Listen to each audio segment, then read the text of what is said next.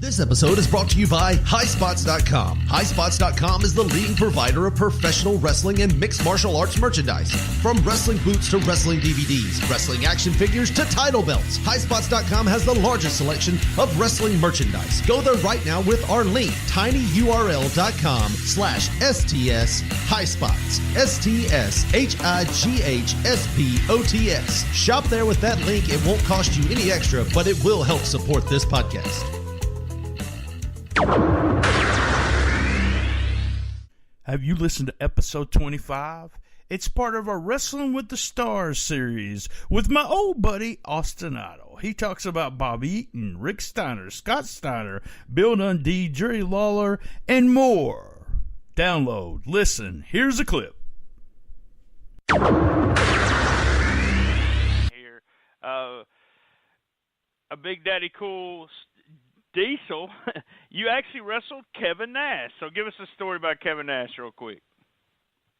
Yes, Kevin Nash. And Kevin gets so, I don't know why people always give him, I guess because of all the WCW deal. It's kind of once the internet age got going, people blamed, him and Hogan for WCW and everything. And it's so not true. Kevin Nash, I remember wrestling him in Tuckerman, Arkansas. I remember before the match, he called me over. And he asked what we were doing. It was me and dear little Dave against him and a local guy, Excalibur. And I remember he asked us, "Hey, what do you want to do?" And I told him, I was like, we'll take the heat out on the hometown guy. You come in, hot tag, boot, power bomb, we'll go home. And I literally remember him telling me, if he's the hometown guy, why don't you take the heat out on me? And actually he changed the finish. Yes, he changed the finish to where we ended up having the Family of Pain come out and hit him in the back of the head with a chain and rolled me on top and put me over. I mean, it's one of the, biggest honors I've ever had in the wrestling business. And so nice. I mean, so nice. We didn't even ask him, and my wife and daughter took a picture, and he asked us if we'd take a picture with him. We didn't even ask him. And I remember me and Elix Skipper tearing the house down, the very next night, and him calling us over there, giving us both a beer and said, "Here, have a beer." 5, 4, 3, 2, 1, 0. Let's start the party. Episode 97 of Shooting the Shiznit. That's right. We're live from STS Studios. A big thank you and a shout out to my buddy Bob McGee at Pro Wrestling's Between the Sheets. That's www.pwbts.com. Locals to Legends Gene Jackson at www.localstolegends.com. Sean Garmer, Garmer at w2mnet.com. Thanks, guys, for spreading the word. We do appreciate it. Also, always, y'all guys can reach me at Comic Book Mark BT or at BT Shooting the Shiznit on Instagram. That was Twitter at Comic Book Mark BT. We also have merch, tinyurl.com/STS Pod merch. That's right. And if you guys just want to send a donation, and I do appreciate the guys that do, we can send it to PayPal. And my address is Brian_Trammell at yahoo.com. Guys, all the archives are on Facebook at our Shooting the Shiznit page, and also are at stspod.club. That's stspod.club. We also have the Cool Kids Wrestling and MMA Talk Facebook group. Hey, that's the group that we actually talk shit in.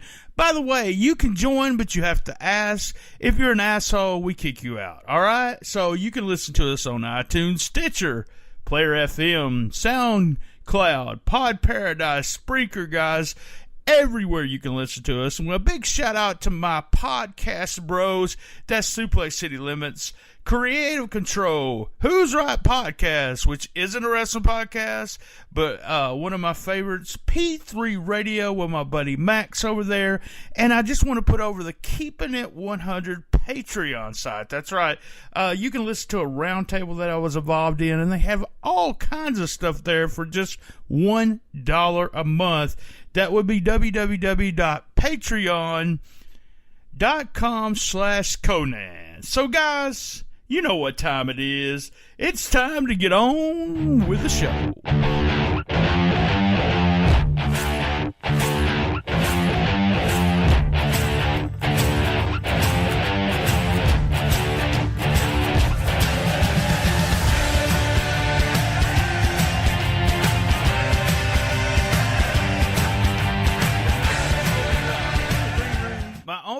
buddy and co-host Lance Levine. How's it going, Lance? It was good until I had those generic cookies in the green room. Jesus. Could you not spring for Chips Ahoy's or Oreos or something? Man, Oreos, man. Yeah, Oreos. Why don't you just spend just a couple of seconds and talk about the Tournament of Junk, and then we'll get into this interview. The Tournament of Junk is in full swing. We just wrapped up the Oreos preseason where everybody was voting on what the number one Oreo is. And then the actual tournament, the 9th annual Tournament of Junk, starts Tuesday. This Tuesday. Well, I don't even know when this is coming out. So it's Tuesday, so today. It started today. That's right. You can vote on Facebook, on my Twitter, at ChocolatierLL on Twitter.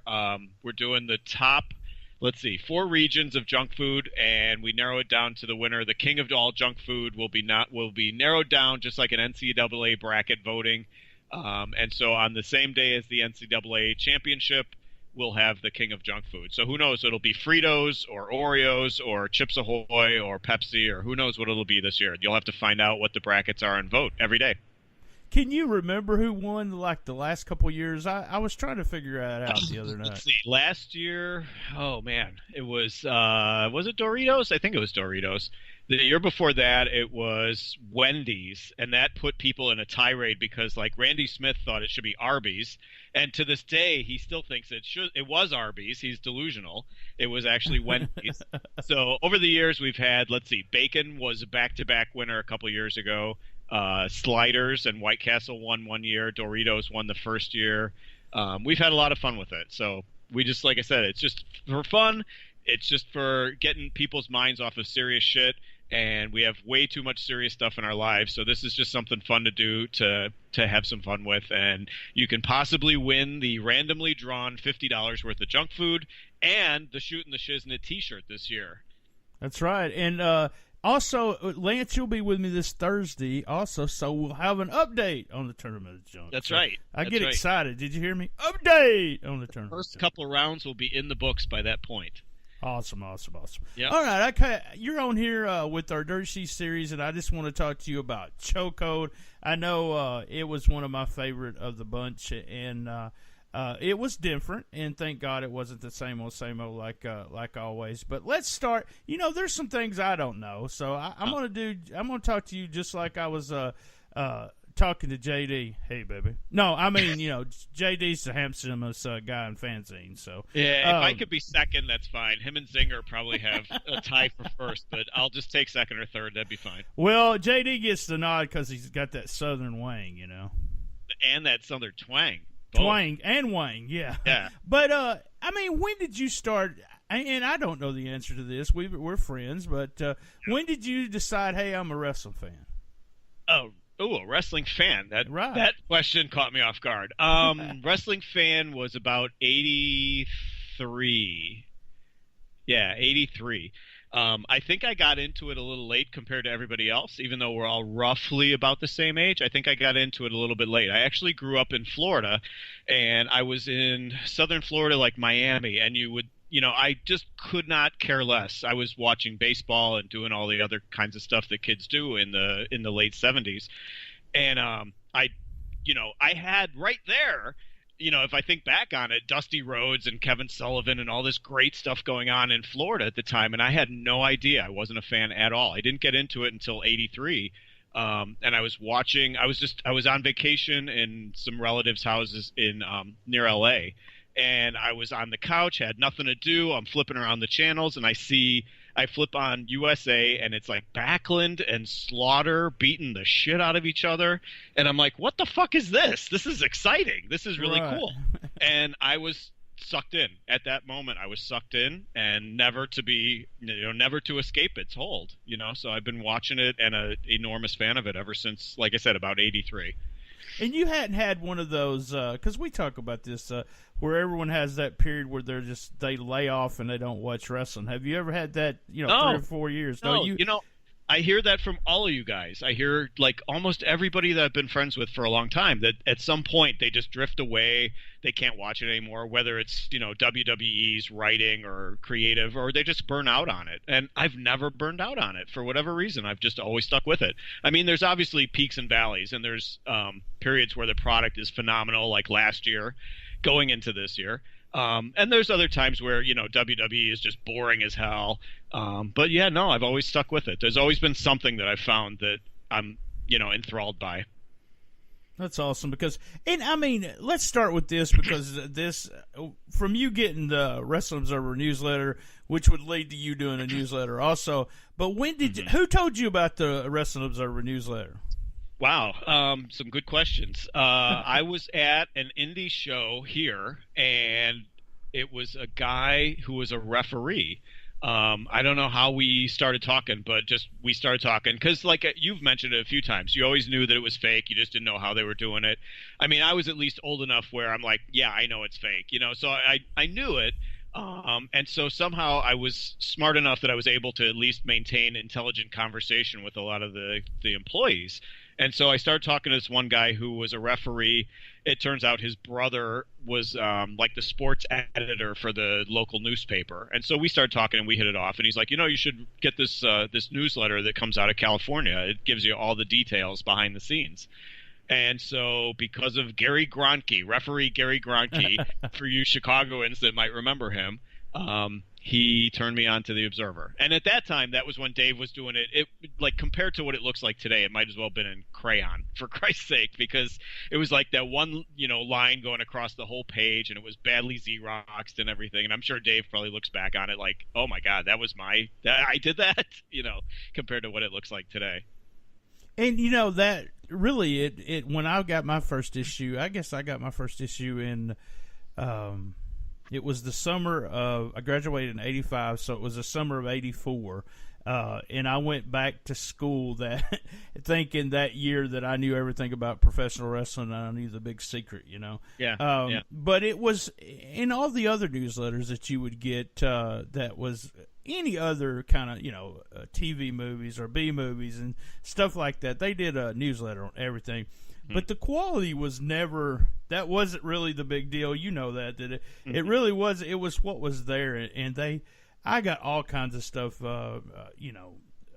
tape lists, you name it, that had, a bunch of stuff on them. There was a famous guy, and I don't know if anyone ever remembers this guy, but his name was Steve Minari, and I think he was from St. Louis, and he put out a newsletter that was really kind of like what I did with Tape Update. Mm-hmm. But this guy was, he was just special. Let's just put it that way. So he was the Harvey Cobb of St. Louis. He was. It was just Harvey Cobb. Man, we need to get Harvey Cobb on here. That'd be great. So what did you say? I mean, you're reading Observer, and in how many years do you read Observer, and you decide finally, or what made you? I always, ask JD what made him decide, hey, I want to do a newsletter.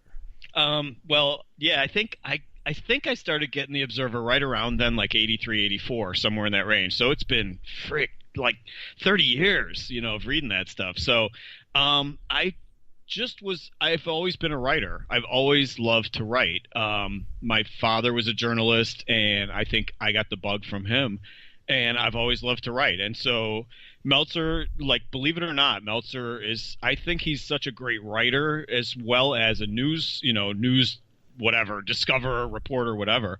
I think he's a phenomenal writer, and I think some of his greatest writing were the obituaries, as somber as to say that. I think that was some of his best demonstration of his writing skills. So between that being kind of, in a weird way, kind of inspirational to me, the other one that I really always have been inspired by as far as writing is Roger Ebert. I'm a movie fan, and I think that Roger Ebert was just a phenomenal writer in his reviews and in his books as well.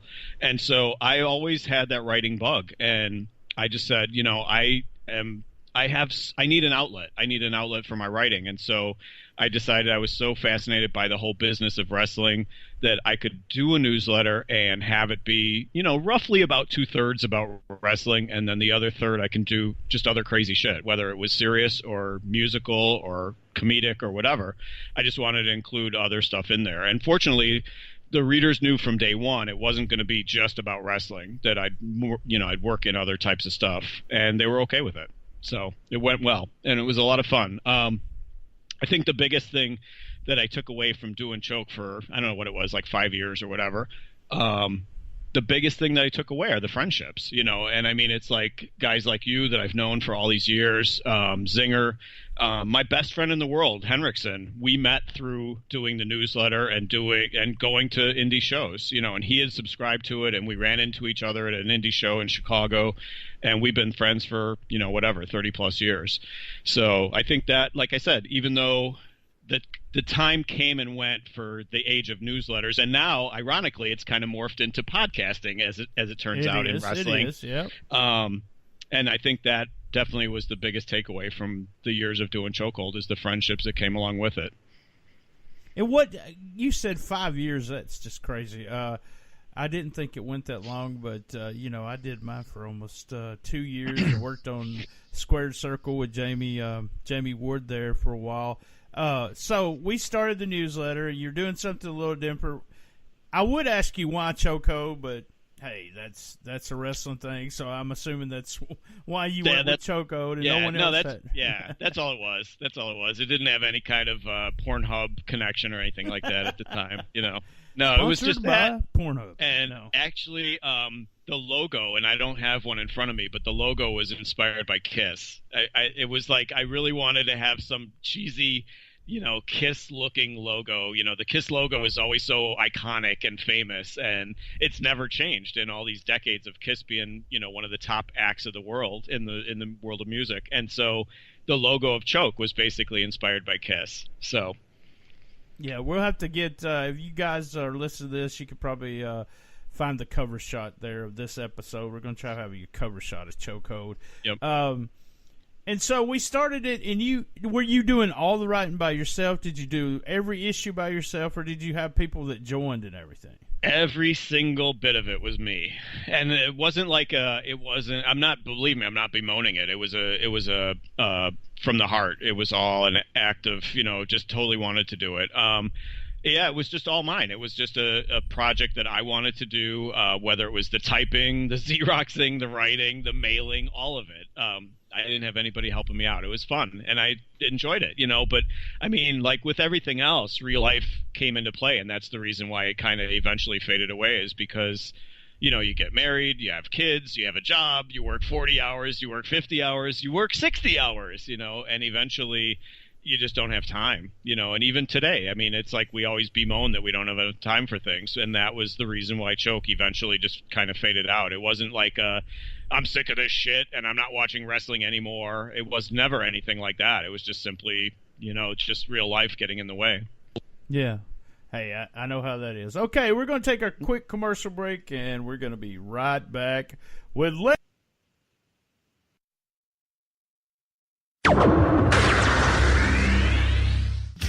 80s Tees is the leading online retailer of officially licensed t-shirts, specializing in retro movie, music, TV show, video games, comic book, and cartoon t-shirts. 80s Tees has you covered. They have everything from G.I. Joe, Seinfeld, and Back to the Future, as well as 152 different classic wrestling shirts. Plus, free shipping on all orders over $50. Visit them now at our link, tinyurl.com/STS80stees. That's tinyurl.com/STS80stees. Visiting them at our link will cost you nothing extra, but it will help support this podcast.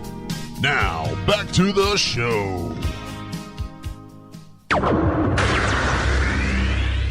All right, we're back with my old buddy Lance Levine. Hey, Lance, this is really just for me because for some reason the actual production of the newsletter, I have my own story where I told this, was talking to JD, where we had parties where I fed friends pizza to fold that fourth of a page and help me staple it, and we had these little envelopes that I put it in that I got at Kmart. Was the only place I could find those small envelopes.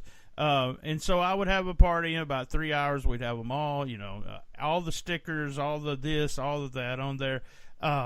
So tell us the process of doing. I know you said that you did it all. So tell us. JD said that he took his or had to mail it somewhere and then go get it. It was 100 miles away.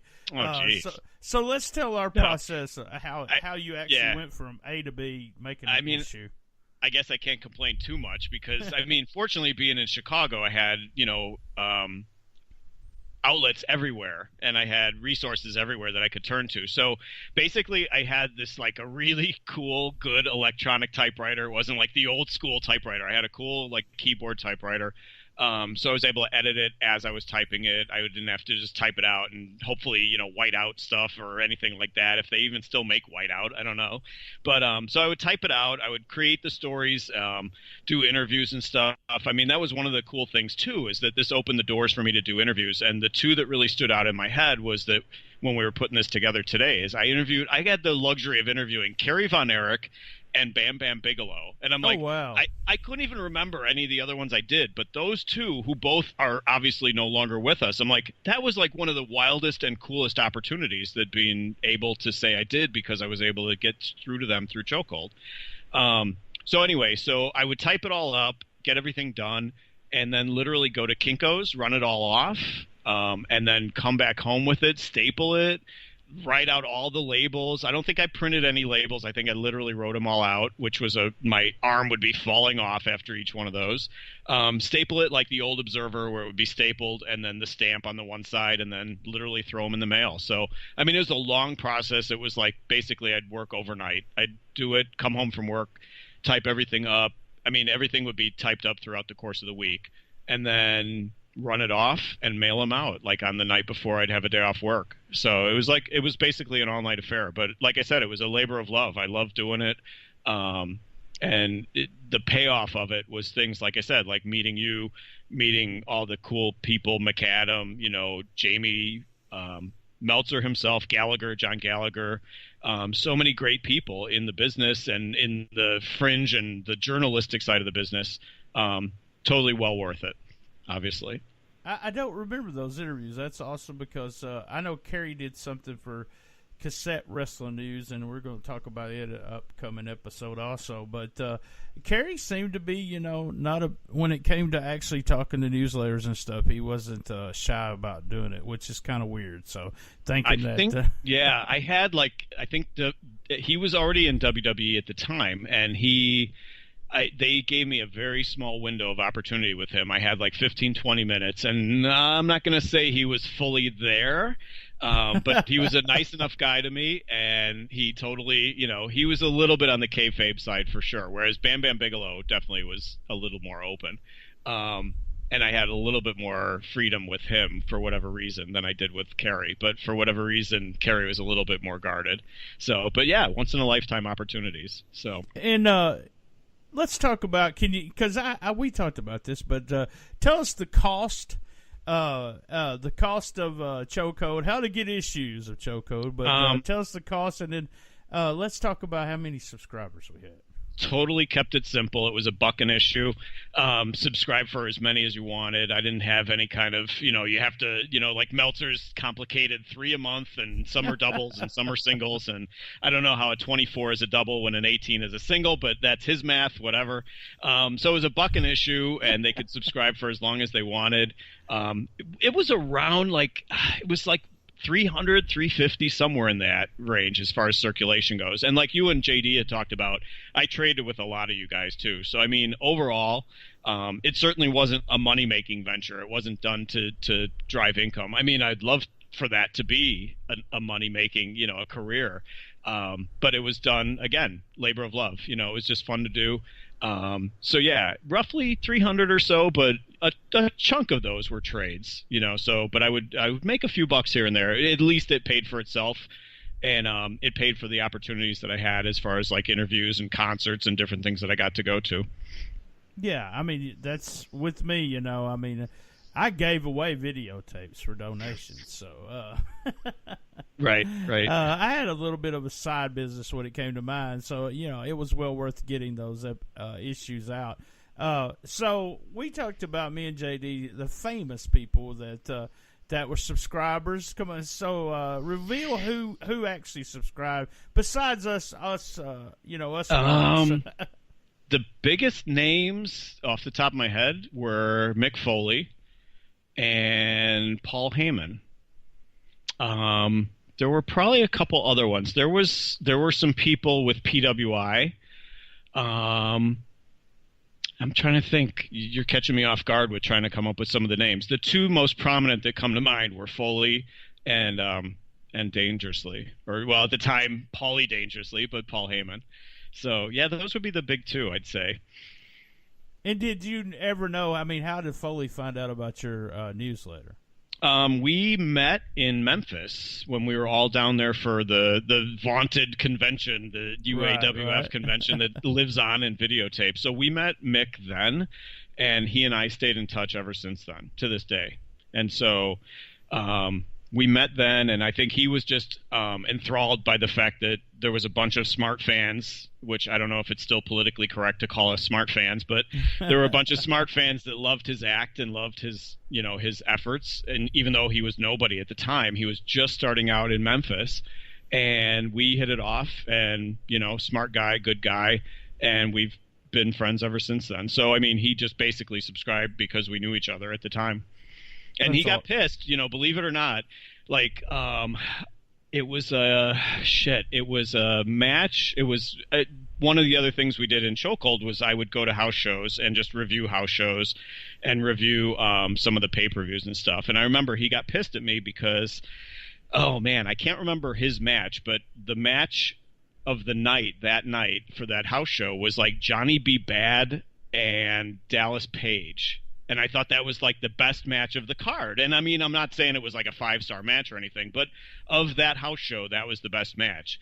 And whoever Foley was working with that night, I thought it was a good match, but it wasn't the best match of the night. And Johnny B. Bad and Dallas Page was the best match. And he was pissed at me. He legitimately couldn't believe that I put that ahead of his match, So I mean, it's an amazing, fascinating business that we follow.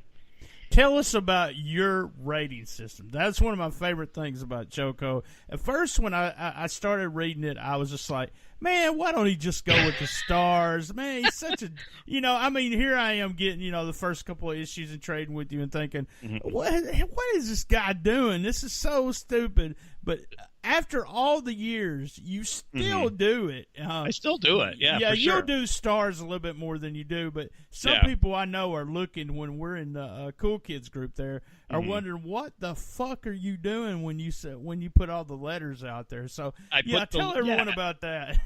I do the letters mainly on the food reviews now. When I do the junk food reviews on Twitter, I'll do the letters. So the letters, what that was, I thought it was passé that everybody was doing stars. I thought it was just very like, the movies, Ebert and, all other movie reviewers, they do 4 stars, 3 stars. Meltzer does stars. Everybody was doing stars, And so I wanted to do something a little bit different. So I took this stupid approach, a silly approach, that I was going to be educational. And so I started doing the vowels. And so literally, and I felt like 4 wasn't enough, so like how, Meltzer started the whole controversy with, he went with 6 stars for Omega and Okada. So I felt like 4 stars wasn't enough. So I needed something with 5. And so I went with the vowels of the alphabet. So A-E-I-O-U. So an A, contrary to everything else that you ever read, an A is a bad thing. A is very low. So an AE is okay. AEI is good. And so all the way up to A-E-I-O-U. And then you've got Y as a, because of course the vowels are A-E-I-O-U and sometimes Y. Right. And so when you get Y in there, that's the Omega and Okada match right there, is when you get a Y. I mean, a very good is going to be A-E-I-O-U. So, of course, I would have those guys, like Meltzer has those guys that's, give him shit because he didn't give Undertaker and Shawn Michaels, 5 stars, and he only gave him 4 3/4, and he still takes shit to this day for that. So, in my world, it would be, how come they didn't get a Y, So, like I said, I still cling to the silly, I wanted to make my grading system educational. So, there you go. That's the explanation for it. It was really just fighting back from everybody else using the same method and the same, stars, basically.